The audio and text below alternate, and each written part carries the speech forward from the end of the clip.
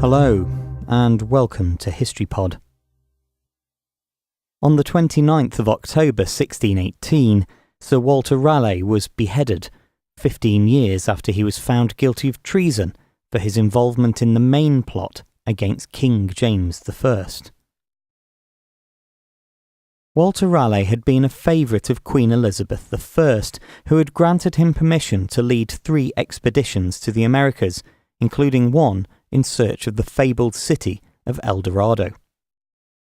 Although he had inspired the Queen's fury after secretly marrying one of her ladies-in-waiting, Raleigh had returned to her favour by the time she died in March 1603. In November that year, Raleigh was found guilty of treason for his involvement in the main plot that sought to depose Elizabeth's successor James I and replace him with his cousin Arabella Stuart.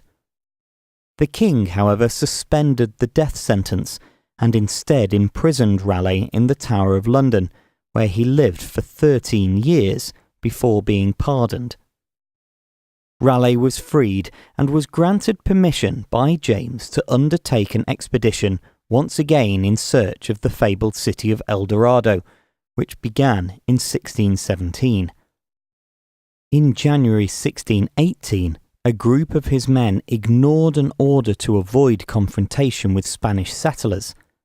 Lawrence Keymis, one of Raleigh's closest companions, led an attack on the Spanish outpost of Santo Tomé de Guayana on the Orinoco River. This was in direct contravention of peace treaties that had been signed between England and Spain. Raleigh's son, Walter, was also killed in the attack. Although Sir Walter Raleigh himself had specifically ordered his men not to attack, he knew that their actions had broken a key condition of his pardon. On his return to England, the Spanish ambassador demanded the earlier sentence be reinstated, and King James I had little option but to order Raleigh's execution. He was beheaded in the Old Palace Yard at the Palace of Westminster on the 29th of October, 1618.